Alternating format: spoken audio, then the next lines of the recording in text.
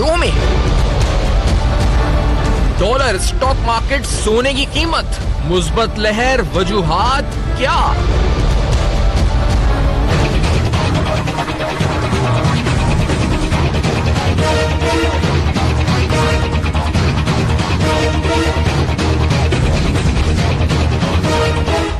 रहनुमाओं के अहम इजलास, हुकूमत साजी से मुतालिक अहम फैसले। अस्सलाम वालेकुम। पस पर्दा हकायक सनसनीखेज इंकशाफात प्रोग्राम बेनकाब में हूँ आपके साथ सैफान खान। इंतहाई अहम मराइल हैं हुकूमत साजी के, मुलाकातें हैं, आज़ाद उम्मीदवार हैं, इस पर चहल पहल है, तमाम तरफ इस पर सियासी असर वसूख अपना इस्तेमाल किया जा रहा है। कोशिशें की जा रही हैं जी के कैंडिडेट ज्वाइन करें PTI को, PMLN की तरफ से जो है अपनी कोशिशें की जा रही हैं। लेकिन इस पूरी सूरत हाल में, जिस तरह हमने इससे पहले भी कहा कि इलेक्शन से पहले भी बास कुव्वतें ऐसी थीं जो चाहती थी कि एक हैजान पैदा हो, इनस्टेबिलिटी पैदा हो इस सिस्टम के अंदर। इलेक्शन को कंट्रोवर्शियल करने की कोशिशें हुई, इलेक्शन वाले दिन भी ये कोशिशें होती रही, और इलेक्शन के बाद तो इन कोशिशों के अंदर एक मुनज़्ज़म तरीके से हमें नजर आया। और मैं सिर्फ सियासी जमातों की बात नहीं कर रहा, इसके अंदर कुछ इंटरनेशनल ऑब्जर्वर्स भी, पाकिस्तानी मीडिया के बहुत से अनासर, यानी बहुत से लोग मिलकर इस पर इन कोशिशों में मुलव्वस थे। लेकिन पाकिस्तान में कुछ इंडिकेटर्स ऐसे रहे 25 जुलाई के बाद जिनको देखकर यह बखूबी अंदाजा लगाया जा सकता है कि सरमायादार तबका हो, पाकिस्तान की आवाम हो, ट्रेडर्स हो, अक्रॉस द बोर्ड बड़ा पॉजिटिवली वेलकम किया गया नए पाकिस्तान या इमरान खान साहब का जो 25 जुलाई के बाद इमरान खान साहब की गवर्नमेंट को जो पार्टी को अक्सरियत मिली और उनकी गवर्नमेंट के चांसेस हुए उसको। आप अगर डॉलर को देखें, आप अगर स्टॉक मार्केट को देखें, अगर आप गोल्ड की प्राइसेस को देखें, आज की स्टॉक मार्केट की कारकर्दगी को अगर हटा दें तो हमने देखा ओवरऑल पॉजिटिव एंटिसिपेशन, पॉजिटिवली इसको रिसीव किया गया। और इंटरनेशनली अगर आए, क्योंकि ये तो लोकल पॉलिटिक्स थी, लोकल मार्केट्स थी, इंटरनेशनली आए तो चीन हो, सऊदी अरब हो या दीगर ममालिक हो जिसमें ईरान शामिल है, हर तरफ से पॉजिटिवली रिसीव किया गया। लेकिन आज एक स्टेटमेंट ऐसी जो कि CNBC को इंटरव्यू देते हुए पोम्पियो, जो कि इस वक्त सेक्रेटरी ऑफ स्टेट हैं यूनाइटेड स्टेट्स के, वहां से उनकी तरफ से एक स्टेटमेंट ऐसी आई जिसकी वजह से शायद कुछ नेगेटिव शॉक्स हुए। अब ये स्टेटमेंट कितनी हैरानकुन या शॉकिंग है या सरप्राइजिंग है भी या नहीं, ये हम जानेंगे। लेकिन ये स्टेटमेंट में उन्होंने कहा जी कि make no mistake, we will be watching what the IMF does, no rational for bail out that pay off Chinese loans. अब कैटेगोरिकली अमेरिका की तरफ से कहा गया कि हम IMF पर नजर रखेंगे, अपनी तवज्जो रखेंगे कि वो ऐसे लोन पाकिस्तान को ना दे जिससे चाइनीज लोन्स पे ऑफ हो। ये तमाम इशारा CPEC की तरफ है। ये लाइंस क्या ड्रॉ हो चुकी हैं, अमेरिका का ये रिएक्शन, इमरान खान साहब की हुकूमत, मुतवक्का चैलेंजेस, और पाकिस्तान के अंदर एक बहुत बड़ी एक तादाद अब ये कह रही है जी कि बहुत से पाकिस्तान में जो बैरून मुकीम है वो चाहते हैं कि पाकिस्तान में डॉलर्स भेजें, वो चाहते हैं कि पाकिस्तान को इन मसाइल से निकालने के लिए अपनी मदद करें। यहाँ पर बहुत से ऐसे लोग हैं जो चाहते हैं कि इमरान खान साहब की मदद की जाए। क्या वाकई में हम खुद इन मसाइल से निकल सकते हैं या बड़ा जरूरी है IMF के पास जाना, अमेरिका की इस स्टेटमेंट को तनाजुर में रखते हुए? अकील करीम रेड्डी साहब, chairman AKT group Karachi studios में साथ मौजूद हैं। अकील साहब, आप शुक्रिया, आपने ज्वाइन किया। जनरल अमजद शोएब साहब इस्लामाबाद से हमारे साथ मौजूद हैं। जनरल साहब, आपका बहुत शुक्रिया, आपने वक्त दिया, प्रोग्राम में ज्वाइन किया। इस्लामाबाद DSNG पे साथ हैं। अकील करीम रेड्डी साहब, ये आज अगर मैं ये कहूं कि आज जो स्टॉक मार्केट में परफॉर्मेंस रही, इसकी वजह ये स्टेटमेंट थी माइक पोम्पियो की, तो ये कहना गलत होगा या सही होगा ये स्टेटमेंट? ये स्टेटमेंट भी थी और दूसरा करेक्शन भी थी, क्योंकि मार्केट पीछे हम देख रहे थे 7-8% मार्केट बढ़ चुकी थी 4 वर्किंग डे में इलेक्शन के बाद, तो उसका करेक्शन भी आप कह सकते हैं। तो दोनों चीजें थी, लेकिन जाहिर बात है कि शायद मार्केट इतनी ज्यादा करेक्शन ना लेती, लेकिन इस बयान की वजह से ये करेक्शन थोड़ी सी ज्यादा हो गई। मैं ये समझता हूं कि पाकिस्तान के कोई भी दोस्त नहीं है, दुनिया पाकिस्तान के साथ कभी भी खड़ी नहीं रही। जितना पाकिस्तान ने दुनिया के लिए किया है, दुनिया की लड़ाई पाकिस्तान ने लड़ी, दुनिया की दहशतगर्दी पाकिस्तान भुगत रहा है, पाकिस्तान की फोर्सेस लड़ रही है, बेतहाशा कुर्बानी दी है, लेकिन जाहिर बात है वो हमसे एलर्जिक है और वो हमेशा हमारे अगेंस्ट काम करते रहे। आज का बयान भी इंडिकेट करता है, क्योंकि ये बयान की कोई जरूरत थी नहीं, अभी हम IMF के पास गए नहीं है और ना जाने के पहले ही उन्होंने बयान दे दिया।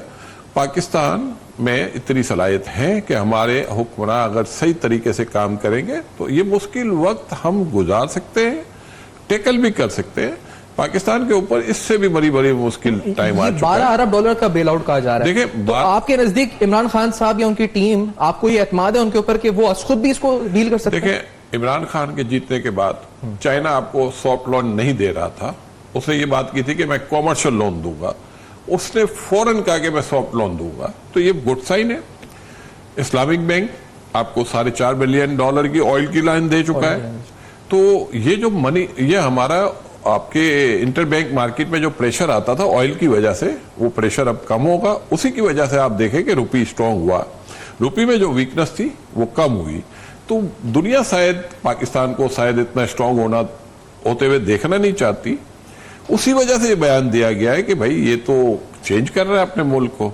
तो ये तो बहुत क्रेडिबिलिटी का वाली बात है। पाकिस्तान के बारे में हमारे ख्यालात तो ठीक नहीं थे, तो जाहिर बात है उनको बिफोर टाइम बयान देना पड़ा। अगर हम IMF के पास जाते और बयान देते फिर तो समझ में आती है बात। अभी हम गए नहीं है और उनका बयान आ गया। चाइना हमें सपोर्ट करने को तैयार है, सऊदी अरब हमारा दोस्त है, ईरान हमारा दोस्त है, तुर्क हमारा दोस्त है, और ये मुस्लिम ममलिकत अगर इकट्ठे बैठ जाते हैं, इवन रशिया से हमारे बहुत अच्छे ताल्लुकात जा रहे हैं।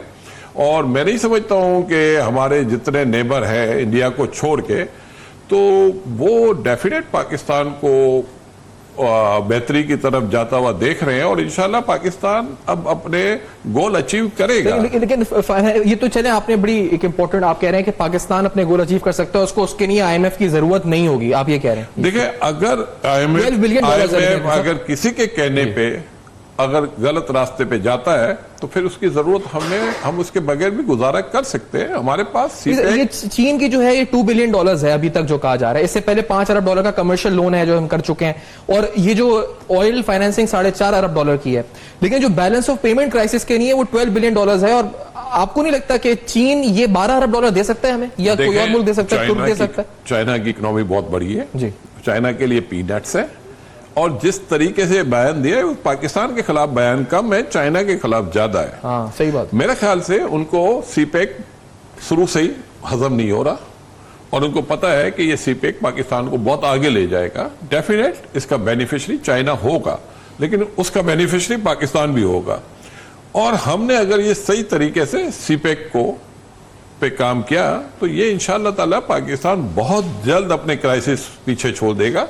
सिर्फ हमारे मुल्क में एक इशू था, एक क्रेडिबिलिटी, वो मेरे ख्याल से इमरान की सूरत में इस मुल्क को मिल चुकी है, और उसमें इतनी सलाहियत है। और इमरान क्रिकेटर जरूर है, लेकिन ऑक्सफोर्ड से पढ़ा हुआ है, तो वो तालीम भी उसके पास है। और लोग, बिजनेसमैन अक्सर ये बात करते थे कि यार पता नहीं है, वो तो बहुत सख्त आदमी है, पता नहीं क्या कर देगा। एक स्पीच ने पूरे पाकिस्तान को चेंज कर दिया, एक स्पीच ने पूरी दुनिया को चेंज कर दिया। उर्दू में स्पीच हो रही है और पूरी दुनिया देख रही है। पाकिस्तान में पहले कब हुआ है? एक आदमी, अभी उसने हलफ नहीं उठाया, बिफोर हलफ उसकी स्पीच पूरी दुनिया देख रही है। तो मैं समझता हूं उसमें इतनी सलाहियत है कि पाकिस्तान को इस मुश्किल वक्त से ये निकाल सकता है। चाइना चाहे तो चाइना आपको सॉफ्ट लोन बहुत ज्यादा भी दे सकता है। लेकिन साहब ये बात तो चले अपनी जगह, फाइनेंशियल कैलकुलेशंस है कि कितना पाकिस्तान को पैसा चाहिए होगा, कितना कौन से मुल्क से मिलेगा। लेकिन एक बड़ी इंपॉर्टेंट बात है, वो ये कि जिस तरह अखिल रेड्डी साहब भी कह रहे थे कि ये स्टेटमेंट देने की जरूरत अभी ऑफिशियल लोन रिक्वेस्ट से पहले, हमने देखा है हाइपोथेटिकल स्टेटमेंट है। अभी IMF के पास हम गए नहीं, अभी इमरान खान साहब ने वजीर आजम का हल्फ नहीं उठाया, बेल आउट के हवाले से कोई ऐसी स्टेटमेंट सामने नहीं आई, ना असद उमर साहब ने कोई ऐसी स्ट्रॉन्ग स्टेटमेंट दी इस बारे में। तो जैसा पहले ही अमेरिका ने कह दिया कि हम जो है नहीं देंगे और ये नहीं होगा, और अब चाइना को हम ये देखेंगे, हम वार्निंग दे रहे हैं, हम देखेंगे किस तरह हो रहा है, क्या हो रहा है। जरूरत क्या है जनाब जशीर साहब की नजर में इसकी? बिस्मिल्लाहिर्रहमानिर्रहीम। देखिए, ये शुरू से ही जब ये इलेक्शन का प्रोसेस सामने आया तो अमेरिका ने इसको एक प्रेशर टैक्टिक्स के तौर पे इस्तेमाल करना था। उसमें नैरेटिव बिल्ड किया गया, इलेक्शन को मशकूक बनाया गया, और ये आप देखेंगे कि ये नैरेटिव में आएगा कि पाकिस्तान के जब ये IMF के पूरे प्रेशर लाएंगे कि जी इनको ना दें, ये बेल आउट पैकेज ना दें, तो उसमें एक पॉइंट ये भी रखेंगे कि ये डेमोक्रेटिक सिस्टम जो है उसके लिए कोई अच्छा काम नहीं किया पाकिस्तान ने और इलेक्शन मशकूक हैं इनके। ये आप देखेंगे ये पॉइंट आएगा वहां। अच्छा। ये एक प्लान्ड गेम थी। जो आपने FATF में देखा पाकिस्तान के ऊपर प्रेशर लाया, वो अमेरिका का ही इनिशिएटिव था ना, जो आपको वहां पे ग्रे लिस्ट में डाला गया। तो अमेरिका बुनियादी तौर पे एक दुश्मन मुल्क है। जो आज चाइना के साथ आप खड़े हैं, वो अपोजिट, वो आपको मुखालिफ सिमत में खड़ा, मुखालिफ साइड पे खड़ा नजर आ रहा है। और अमेरिका ने बड़ा वाजे अपनी जब नेशनल सिक्योरिटी स्ट्रेटजी पेपर उन्होंने इशू किया तो उसमें उन्होंने रूस और चाइना को अपने दुनिया में अगले एडवर्सरीज के तौर पर आइडेंटिफाई किया और अब सारी गेम उनके खिलाफ है। आप इत्तेहादियां चाइना के सो नेचुरली, जैसे अकील डेडी साहब ने कहा, बड़ी दुरुस्त बात उन्होंने की कि ये जो बयान है ये पाकिस्तान के खिलाफ नहीं, दर हकीकत ये चाइना के खिलाफ है, क्योंकि उनकी तो मुखासमत उधर है, हम तो दरमियान में हैं। तो ये जो चीज़ है ये मेरा ख्याल है चाइनीज भी समझेंगे। अब हमारी हुकूमत में यहाँ पे क्या कमजोरी है? देखिए, जब पैसे की कमी हो तो आप अपनी इकोनॉमी दुरुस्त करने की बजाय या उसकी तरफ को ज्यादा तवज्जो देने के बजाय आपने देखा कि हुकूमतों के लिए बड़ा आसान तरीका होता है कि पेट्रोल की कीमत बढ़ा दी, बिजली की कीमत बढ़ा दी, गैस की बढ़ा दी, वो रेवेन्यू आपके पास आना शुरू हो जाता है। लेकिन उसमें कोई आपका दिमाग नहीं काम कर रहा, कोई मेहनत नहीं आपने की, कोई सोच विचार नहीं की, कोई एक्सपोर्ट नहीं बढ़ाई, कोई ट्रेड डेफिसिट नहीं कम किया। इस हुकूमत को तवज्जो उधर देनी चाहिए और वो बहुत जरूरी है। अच्छा जैसा कि इमीडिएट जो फॉरेन क्या करना चाहिए इस पर आने से पहले तो चाइना वगैरह से पूरे करें। एक जनरल आप, क्योंकि हमने 3-4 ममालिक के रिस्पॉन्स देखे हैं ना, हमने ईरान, चीन, सऊदी अरब, अमेरिका की ये स्टेटमेंट आना, इमरान खान साहब की वो तकरीर जिसके ऊपर अभी अकील डेडी साहब कह रहे थे कि उर्दू में करी लेकिन पूरी दुनिया ने देखी, और जो रिएक्शन आया, जिस तरह से लोगों ने मुलाकातें की, एम्बेसडर्स ने मुख्तलिफ ममालिक के आके, आपको लगता है क्या अमेरिका और मोदी साहब का फोन, कौन से ममालिक ऐसे थे जिन्होंने इसको डिसलाइक किया कि खान साहब वज़ीर आज़म बन गए पाकिस्तान के? वो आपको कौन से नजर आ रहे हैं, लाइन के इस तरफ और लाइन के इस तरफ? जनाब साहब देखिए, मुझे तो मैं आपको बता दूं बड़ा वाजे जी, वेस्टर्न कंट्रीज जो जिन्होंने मीडिया कैंपेन चलाई थी वो न्यूयॉर्क से चली थी और आपको अमेरिका से चली थी। न्यूयॉर्क टाइम बुनियादी तौर पे CIA का इंस्ट्रूमेंट है, वो CIA उनसे हायर भी करता है अपने लिए जर्नलिस्ट वगैरह, और वो लाइन भी उन्हीं की टो करते हैं। तो मैं पहले से आपको यकीन से कह सकता हूं कि अमेरिका इस काम में मुलव्वस था। अच्छा, मीडिया कैंपेन में, और किसी हद तक बरतानिया उनका साथ दे रहा था, लेकिन मेन प्लेयर यहाँ पे इंडिया था, जहां से राइटर्स ने बांग्लादेश और इंडिया से मज़ामीन लिखे पाकिस्तान के इलेक्शन के खिलाफ, आर्मी के खिलाफ, और राइटर पाकिस्तानी भी इस्तेमाल हुए, बहुत सारों ने यहाँ से भी लिखा वहां पे। तो ये कैंपेन थी जिसमें हमारे लोकल लोग मुलव्वस थे, बरतानिया और इंडिया और अमेरिका। सो ये कैसे, चुनाचे आप ये कह लीजिए कि इंडिया में जिस तरह रिएक्शन आया इमरान खान के इलेक्ट होने के बाद, वहां सफ़े मातम बिछी हुई थी। ये तो मजबूरन अब उन्होंने पैंतड़ा बदला है, क्योंकि नजर आ गया कि अब इमरान खान वाकई कुर्सी सदारत पे बैठ चुके हैं, अपने वजारत पे बैठ चुके हैं, वजारत उस्मा पे बैठ जाएंगे। सो अब उनके लिए फेट कंपनी है, कोई और उनके पास चारा नहीं। लेकिन जो पहले इलेक्शन के साथ साथ जैसे रिजल्ट आ रहे थे और जो कमेंट्स वहां से आ रहे थे इंडिया के चैनल्स के ऊपर, सही, वो तो सफ़े मातम थी, वो हमने देखा। लेकिन तो एक सवाल मैंने जज साहब बड़ा क्लियर होना चाहिए, ये कतई कलामी कर रहा हूं, अकील करीम डेडी साहब से मैंने पूछा, उन्होंने कहा हमें जरूरत नहीं पड़ेगी इस वक्त IMF की, और हमारे पास जो चीन है और सऊदी अरब है, दीगर ममालिक हैं फाइनेंशियली स्पीकिंग। लेकिन मैं वैसे आपसे कह रहा था कि क्या ये आपको लगता है कि हमें जरूरत नहीं पड़ेगी, हमें पर ऑल्टरनेट है बेहतर? देखिए, मेरा ख्याल है कि हम मैनेज कर सकेंगे। अच्छा। मैं एक चीज आपको बताऊं, हमने अपने अंदर, मैं यही अर्ज कर रहा था, क्या हमने कफायश शारी वाली कोई प्लान बना के इंप्लीमेंट की कि पहले अपने अखराजात मुल्क में कम कर लें, अपने इंपोर्ट्स रिवाइज की कि क्या करें, उसमें कुछ कमी हो सकती है कि हमारा खर्चा उधर कम हो, ट्रेड डेफिसिट कम हो? क्या हमने टैक्स कलेक्शन के सिस्टम में फौरी तौर पे कोई सोचा? ये आ रहे हैं, इनके पास 5 साल अगले होंगे, लेकिन इनको ये होमवर्क पहले कर लेना चाहिए था, ताकि आते ही ये काम शुरू करें, क्योंकि इन्होंने तो अपनी प्रोग्रेस 100 दिनों में देनी है।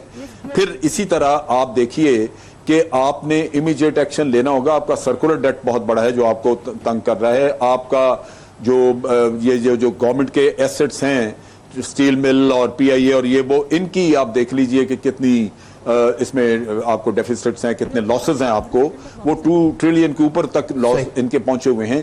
तो मकसद कहने का ये है कि अगर एयर ब्लू ठीक चल सकती थी तो ये उनको तवज्जो देनी चाहिए थी, PIA भी ठीक कर सकते थे। अगर इंपॉर्टेंट पॉइंट्स हैं और यही बात, तो ये चीजें जी, हम एक ब्रेक की तरफ, मेरा मतलब आप सही कह रहे हैं, आप जो डायरेक्शन है, लेकिन we have to take a break, और इस ब्रेक के बाद आएंगे तो पाकिस्तान को क्या अहम फैसले करने होंगे, जिनमें कुछ मुश्किल फैसले भी होंगे, और इसके साथ साथ जो क्राइसिस जिसको बहुत से लोग इस वक्त एग्जैजरेट कर रहे हैं पाकिस्तान में, क्या वाकई में ऐसा है भी या नहीं है, और बड़े मामलात इस तरह के नहीं है जिस तरह दिखाए जा रहे हैं, हम करेंगे बेनकाब इस ब्रेक के बाद। मेरे साथ रहिए।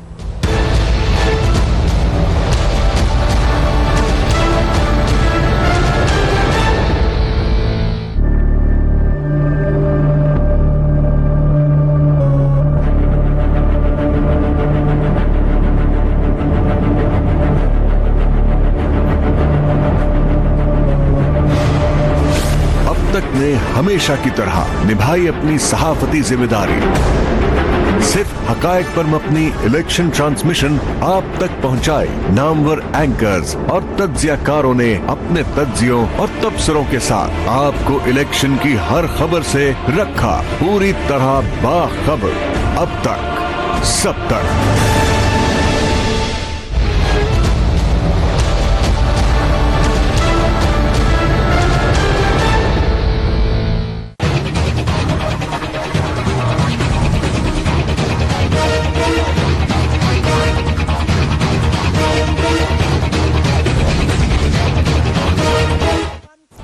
Welcome back. आप देख रहे हैं बेनकाब, और बेनकाब में हम अहम तरीन सवालात या उन चैलेंजेस का भी जिक्र कर रहे हैं जो खान साहब को हो सकते हैं। और एक चैलेंज तो सामने आया जी अमेरिका की स्टेटमेंट की सूरत में, और ये लोग कह रहे थे कि अमेरिका अपना असर सुख इस्तेमाल करेगा, IMF के पास जब पाकिस्तान जाएगा। लेकिन ये उससे कुछ दिन पहले, या आप कह जी कई माह पहले, फैसला नहीं हुआ अभी IMF पे जाने का, लेकिन एक स्टेटमेंट वहां के सेक्रेटरी स्टेट की तरफ से आ चुकी है, जिस स्टेटमेंट में उन्होंने कहा है कि पाकिस्तान पर IMF के कर्जे पर नजर रखी जाएगी कि वो चीन को रीपेमेंट के लिए तो इस्तेमाल नहीं हो रहा। अच्छा, एक तासुर यहाँ पर अभी जनरल साहब ने बहुत इंपॉर्टेंट मेजर्स बताया और उन पर हम आएंगे भी जनरल साहब, लेकिन उससे पहले वकील साहब ये बात तासुर दिया जा रहा था, चीन खान साहब से नाखुश है, ये नून लीग देती थी तासुर कि क्योंकि धरने में खान साहब ने किरदार अदा किया था नेगेटिव जब चीन के सदर आने वाले थे। फिर खान साहब ट्रांसपेरेंसी की बात करते थे CPEC के प्रोजेक्ट्स में कि आप कागजात दिखाएं कितने में कर्जा लिया, और चीन को ये बात नहीं अच्छी लगती थी। ये तासुर एक बाकायदा पोर्ट्रे और बड़ा बनाया गया था इमेज, क्या ये दुरुस्त था? देखिए, मैं आपको बताता हूं, खान साहब की जो बात है वो ट्रांसपेरेंसी की बात कर रहे हैं, चीन भी वही बात कर रहा है, और चीन ने सबसे पहले वेलकम किया आपको, स्ट्रेट अवे उसने कहा हम सॉफ्ट लोन देने को तैयार है। तो मुझे ये बता दे, अगर वो नाराज होता तो इतनी बड़ी बात कर जाता? तो देखिए, ये प्रोपेगेंडा पाकिस्तान के खिलाफ फैलाया जाता है। पाकिस्तान में स्टेबिलिटी शुरू हो गई, इमरान साहब इलेक्शन जीत गए, पॉजिटिव बयानात आना शुरू गए, अमेरिका ने नेगेटिव बयान ठोक दिया। क्या वजह? वो हमसे खुश नहीं है, वो हमें कमजोर देखना चाहते हैं। सही। और उसी की वजह से ये बयान देने की जरूरत आई। जो अभी तक हमने IMF से बात नहीं की और उन्होंने बयान दिया, मैं ये समझता हूं इससे हमारे पाकिस्तानियों को आंखें खुलनी चाहिए, हमारी अपोजिशन को भी समझना चाहिए कि ये पाकिस्तान के अगेंस्ट जो साजिश चल रही थी ये उसका हिस्सा है, और खुदारा ये सब इकट्ठे बैठे इस मुल्क को जो मुश्किल वक्त में उसको बाहर निकाले। अगर ये इकट्ठे हो जाएंगे, मैं आपको ये गारंटी दे सकता हूं कि पाकिस्तान में इतनी गुंजाइश है कि पाकिस्तान अपनी बिजनेस एक्टिविटीज से अपने डेफिसिट को भी कम कर सकता है, और जो बजट डेफिसिट है उसको खत्म भी कर सकता है। और इंशाअल्लाह ताला ये CPEC पाकिस्तान के लिए है, थर्कोल है, माइनिंग है, हमारी जो लाइव स्टॉक्स है, डेयरी है, ये सब जगह, और IT, इनमें हमें ग्रोथ लाने की जरूरत है, ऐसी पॉलिसी बनानी है। और इंशाअल्लाह आप देखेंगे कि अगर हमारे हुक्मरान सीरियस होकर अच्छी पॉलिसी बनाई तो ये मुल्क बहुत जल्द अपने दो स्पेसिफिक चीजें हैं साहब, क्योंकि एक चीज ये कि खान साहब ने नौकरियों का वादा किया हुआ 1 करोड़, अच्छा उसमें प्राइवेट सेक्टर किरदार क्या हो सकता है? और दूसरी अहम बात, उन्होंने एक फंड की बात की हुई है। अच्छा, वो मैं इसलिए आपसे पूछूं कि बिजनेस कम्युनिटी, वैसे ही हमने कालाबाग डैम्स के हवाले से एक फंड देखा है जो सुप्रीम कोर्ट ने भाषा डैम और मोहम्मद डैम पे बनाया है। वो कहते हैं पब्लिक सेक्टर एंटरप्राइजेस को रिवाइज करने के लिए एक फंड जो है रिवाइव करने के लिए बनाएंगे, तो आप क्या कंट्रीब्यूशन होगा उसमें? मैंने कहा ना, डेफिनेट हर पाकिस्तानी कंट्रीब्यूट करेगा। पाकिस्तानी जब देखेगा मुल्क में अच्छा काम हो रहा है तो इंशाअल्लाह ताला आप देखना इस मुल्क में फॉरेन डायरेक्ट इन्वेस्टमेंट बहुत आएगी, पोर्टफोलियो में इन्वेस्टमेंट हम आते हुए देखेंगे। अगर हमारी इंडस्ट्री, हाउसिंग इंडस्ट्री प्रमोट होती है तो दुनिया से बहुत लोग आएंगे। ये आप देखेंगे कि पाकिस्तान चेंज मुल्क लगेगा। 1 करोड़ जॉब्स दे सकता है प्राइवेट सेक्टर पाकिस्तान का? प्राइवेट सेक्टर 1 करोड़ तो मैं नहीं कह सकता, लेकिन हाँ अगले 5 साल में डेफिनेट पाकिस्तान काफी बड़ी जॉब दे सकता है, क्योंकि अभी तक हम हमारे जो पोटेंशियल है उसको हमने सही तरह यूज तो नहीं किया ना हमारे। और अगर वो फंड कायम करते हैं स्टील मिल को रिवाइव करने के लिए, PIA को रिवाइव करने के लिए, तो क्या आप इन 6 यूनिट से पैसा डालेंगे? इन्वेस्ट कोई डालेगा पैसा इनको रिवाइव करने के लिए? 6 यूनिट क्यों है ना? आपने एक्सपेंशन की है, आपने अपने PIA ने अपने सारे रूट शो दिए। मुझे स्टील की कोई एक छोटी से छोटी इंडस्ट्री बता दो जो लॉस कर रही हो। मेरा ख्याल है कि जितनी ज्यादा गुंजाइश स्टील मिल में है और पाकिस्तान की जो आबादी है और पर कैपिटा स्टील का जो यूज है वो ना होने के बराबर है। अभी इस मुल्क में इतनी गुंजाइश है कि अगर स्टील मिल को आज हम 5 मिलियन टन पे भी ले जाए तो उसकी भी गुंजाइश है। तो स्टील मिल तो ये आपको इतना पैसा दे सकता है जो आप सोच भी नहीं सकते। और रशियन आप जब भी उनको कहेंगे 1.5 मिलियन टन 2 मिलियन टन पे 2 मिलियन टन पे ले जाने के लिए रशिया आपको फाइनेंस कर देगा। मतलब डिसीजन लेने की बात है, हमारे लोग डिसीजन नहीं लेते। डिसीजन लेने वाला आएगा, ये टीम आप देख लेना, इस पे जितना आप एक्सपेंशन करेंगे ये पैसे कमाना शुरू हो जाएंगे। ये 6 यूनिट हम लोगों ने बनाए हुए, हम कुछ कर नहीं रहे। 12 साल 2008 के बाद आप स्टील मिल को जाके देखें, वो तो कभी अपनी कैपेसिटी पे के 50% पे भी नहीं सही पॉलिसीज हो तो पॉलिसी बनाए, एक्सपेंशन में जाए, ये पैसे बनाने वाले यूनिट है। अच्छा, एक चीज और, आज जनाब शेख साहब, हमने ये बड़ा मुसद्दका ये खबरें ये आ रही थी, वो बात तज्जिये और तबसरों में भी जिक्र हो रहा था कि 2 ग्रुप यानी खान साहब को 2 तरह से तजवीज दी जा रही है। एक ये तजवीज है कि आप जो है वो रिकंसिलेशन या मफामत वाली नजरिया अपनाएं और नवाज शरीफ साहब और दीगर जो लोग हैं इस पर जो जेलों में हैं या जो नैब पे केसेस हैं, रिकंसिलेशन के साथ आगे बढ़ें, आप पुराने माजी की चीजों को भूल के आगे की तरफ बढ़ें और आगे अकाउंटेबिलिटी का अच्छा मैकेनिज्म बनाएं। इससे जो है ना मुल्क में अफरा तफरी या इंतशार नहीं होगा। दूसरा ग्रुप ये कह रहा है नहीं खान साहब, इससे आप पर मुक्का का इल्जाम लगेगा, आपको चाहिए जो केसेस हैं उनको मंतकी अंजाम तक पहुंचाएं और इंसाफ में पहुंचाएं। और इसी से जमीनी खबरें एनआरओ डील, नवाज शरीफ साहब अडियाला से लंदन चले जाएंगे, ये भी चल रही हैं। तो आपकी इतलात क्या है वहां के कॉरिडोर्स में, इस्लामाबाद, पिंडी में? जन साहब, मैं उस पर बात कर दूं, पहले मैं एक चीज, आपने धरने के हवाले से बात की थी ना। जी सर। चाइना इससे कतन नाराज नहीं, क्योंकि चाइनीज बच्चे नहीं, हमें पाकिस्तान में तो ये बेवकूफ बना सकते हैं। चाइनीज को पता था कि ये धरना पैदावार है नवाज शरीफ साहब की अपनी हुकूमत की। उन्होंने 14 लोग मारे वहां पे और उनकी FIR दर्ज नहीं हो रही, कातिल मजे से फिर रहे हैं, मॉडल टाउन के कातिल। और नतीजा ये कि धरने तक नौबत पहुंची और 4 सीटों का इमरान खान रोते रहे 1.5-2 साल तक, आपने उनको डरखाते रहे, नहीं खोली, तो फिर धरने तक नौबत पहुंची। तो उनको पता था कि असल इसके पीछे हकायक क्या है, असल मुजरिम कौन है जिनकी वजह से ये हुआ।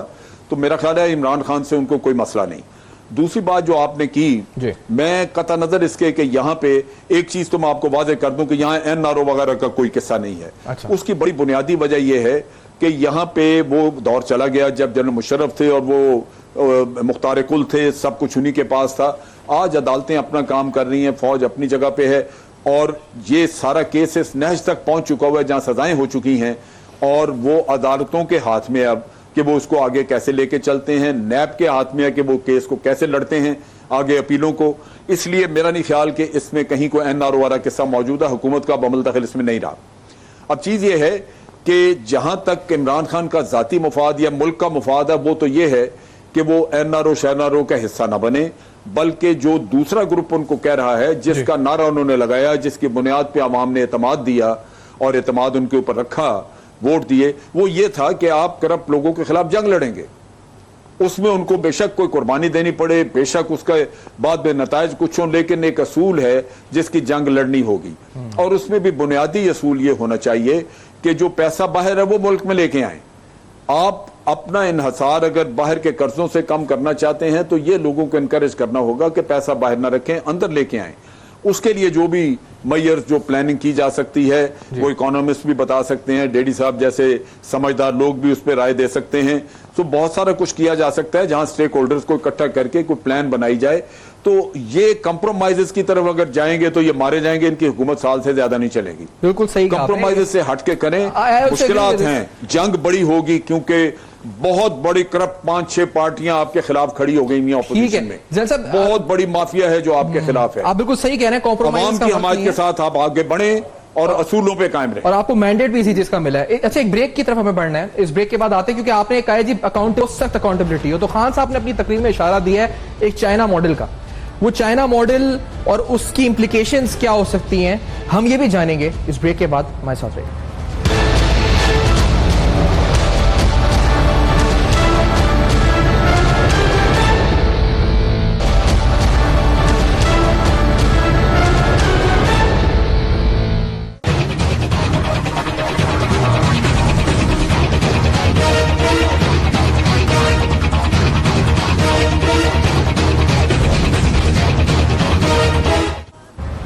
Welcome back. आप देख रहे हैं बेनकाब। बेनकाब में अहम तरीन सवालात, मुस्तकबिल का मंजरनामा, माशी, सियासी, समाजी और माशी हर लिहाज से हम इस वक्त कवर करने की कोशिश कर रहे हैं। दो अहम सवाल इस वक्त जो सेगमेंट में हम रेज करेंगे। एक बात हम बार बार सुनते रहे कि पाकिस्तान के टैक्स के निज़ाम को इसलिए बेहतर नहीं हो पाता कि पाकिस्तान में लोगों को टैक्स सिस्टम के ऊपर एतमाद नहीं है, और वो एतमाद जब आ सकता है जब कोई अच्छा साफ सुथरा लीडर आके ऊपर बैठेगा। तो ये इमरान खान साहब का आना या उनकी टीम पर किस तरह एतमाद की बहाली होगी? जो लोग टैक्स देते हैं या टैक्स नेट में नहीं है, क्या वो टैक्स देना शुरू हो जाएंगे? हम ये तवक्को रखें क्योंकि खान साहब आ गए। और दूसरी अहम बात अकाउंटेबिलिटी के हवाले से। मैं पहले अकाउंटेबिलिटी वाली बात पर लेडी साहब आपसे पहले पूछना चाहूंगा, जनरल मुशर्रफ का जो शुरू का दौर आया था 3-4 साल का, और में उन्होंने बड़ी सख्त अकाउंटेबिलिटी लोगों के ये वो मतलब टैक्स रिटर्न्स निकलना शुरू, जायदादें निकलना शुरू। हमने देखा कि उसकी वजह से कहा गया कि इकोनॉमिक एक्टिविटी रुक गई थी, लोगों ने पैसा छुपा लिया था, निकालना बंद कर दिया था, लोग भाग रहे थे, ये छोड़ के इधर जा रहे थे। तो ये वो वाली अकाउंटेबिलिटी खान साहब ला रहे हैं, मतलब वो स्ट्रिक्ट अकाउंटेबिलिटी थी, और जो शोएब साहब भी कह रहे हैं ऐसी स्ट्रिक्ट अकाउंटेबिलिटी हो, तो फिर तो हम देखते हैं कि इकोनॉमिक एक्टिविटी रुक जाती है, इन्वेस्टर भाग जाते हैं पाकिस्तान से। देखें, मेरा अपना ये ख्याल है कि हम जो भी अकाउंटेबिलिटी की बातें करते हैं ना, पिछली करते हैं, जो हो रहा है उसको कोई रोकता नहीं है। हम खान साहब से ये एक्सपेक्ट कर रहे हैं कि आज जो करप्शन हो रही है उसको रोके, जो पीछे हो चुकी है उसके पीछे जरूर जाए, लेकिन प्रायोरिटी ये है कि जो हो रही है, क्योंकि ये आपकी इकोनॉमी को किल करती है, ये आपकी इन्वेस्टमेंट को किल करती है। लोग आना चाहते हैं, इन्वेस्टमेंट करना चाहते हैं, लेकिन जब आते हैं माहौल देखते हैं भाग जाते हैं। आज जो हो रही है उसको रोकेंगे, उसका बेनिफिट पाकिस्तान को होगा। पिछली चीजें पकड़ के शायद हमें इतना फायदा नहीं होगा। पिछली कितनी पिछली? जैसे मिसाल के तौर पर जरदारी साहब के स्विस अकाउंट्स का सुनते हैं, वो पिछली है। एक पनामा केस है नवाज शरीफ साहब का। मैं ये कह रहा हूं इतनी पिछली तो नहीं, लेकिन इतनी पिछली तो हो सकती है। जो भी केस है उसको आप देखें, मैं ये नहीं कहता ना देखें, लेकिन उससे पहले प्रायोरिटी है कि जो हो रहा है उसको रोके, उससे आपकी इकोनॉमी को बेनिफिट मिलता है। पिछली रोकने की तो बात ही नहीं हो रही है, बात सिर्फ ये हो रही है कि आज की जो करप्शन हो रही है वो रुक जाएगी, और पिछले जिस स्पीड से आप जा रहे हैं आप जाए, लेकिन जब आज की करप्शन रुकेगी, मैंने कहा फॉरेन डायरेक्ट इन्वेस्टमेंट बहुत बड़ी तादाद में आएंगी, नॉन रेजिडेंट पाकिस्तानी बहुत बड़ी तादाद में। पाकिस्तान एक अपॉर्चुनिटी का मुल्क है, पाकिस्तान में जो रिटर्न है दुनिया में कहीं नहीं मिलेगा। और आप ये देखें कि इस इलेक्शन में कुछ ऐसी चीजें हैं जो बहुत पॉजिटिव भी है। इलेक्शन हुआ, इमरान इलेक्शन जीत गया, जो बड़ी पार्टियां हैं उन्होंने एपीसी में अपना सही रोल अदा किया। हारे हुए लोग कह रहे थे हलफ नहीं उठाएंगे, लेकिन जीते हुए ने, जैसे शहबाज शरीफ है, उन्होंने उस मीटिंग में रिफ्यूज कर दिया। बिलावल है तो उनको अप्रिशिएट करना चाहिए, और बिलावल ने तो माशाअल्लाह मीटिंग बुलाई और उसने बिल्कुल जमहूरियत के जो सही तरीका है उन्होंने कहा पार्लियामेंट में जाएंगे और जो हमारा राइट है वो पार्लियामेंट में हम एक्सरसाइज करेंगे। तो ये आप देखें कि फिर एमक्यूएम की कल एमक्यूएम की मीटिंग हुई है पीटीआई वालों से, और बड़ी मुस्बत मीटिंग थी और बड़ी अच्छी बातें की है, और उन्होंने भी कराची के हवाले से कहा कि कराची की डेवलपमेंट होनी चाहिए। तो मैं देख रहा हूं कि जो जीते हुए लोग हैं उनके रवैये में बहुत ही बेहतरी आई हुई है।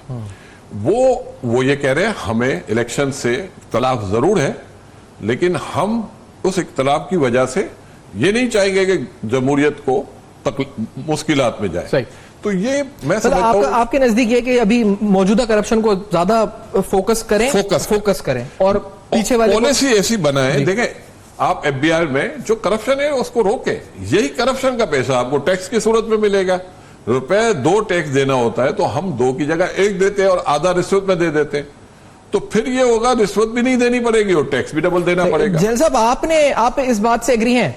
ये वाली बात है कि पीछे वाले पे जाएं, लेकिन एक स्पेस से जाएं, लेकिन अभी ज्यादा सही टैकल करें। मैं जरा वजाहत कर दूं। मैं अकील साहब की इस बात से तो बिल्कुल इत्तफाक करता हूं, लेकिन ये होगा एक इस्लाहाती प्रोग्राम जहां पे आप इकोनॉमी को दुरुस्त करने के लिए आप अकाउंटेबिलिटी का सिस्टम भी दुरुस्त करेंगे। चाइना मॉडल बता देना क्या है जन साहब? आई एम सॉरी, तो है चाइना मॉडल भी क्या है? ये चाइना मॉडल।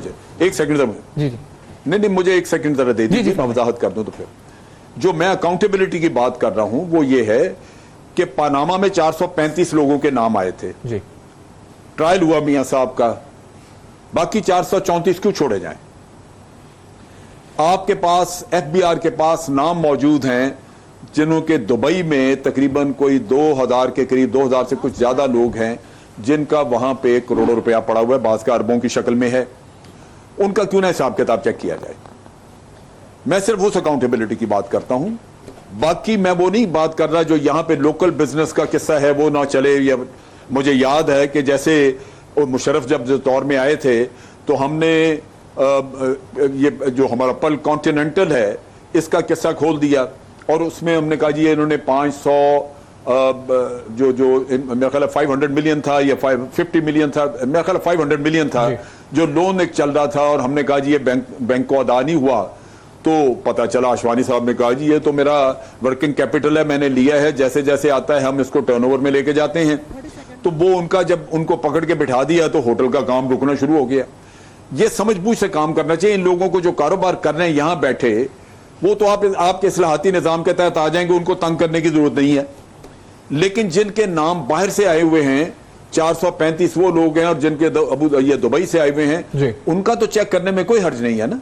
नहीं, और तो एक बात आपने जो मैं कह रहा था कि हुई है जिसपे आखिरी में, क्योंकि कमेंट ये है कि आपने एक बात की कि जब एफबीआर में करप्शन कम देनी पड़ेगी पैसे की तो ऑटोमेटिकली टैक्स रेवेन्यूज बढ़ जाएंगे, क्योंकि अगर 2 रुपए हम रिश्वत नहीं देंगे तो ये एक फर्क खान साहब कहने से जस्टिस साहब ने बड़ी अच्छी बात की। आज एमनेस्टी की डेट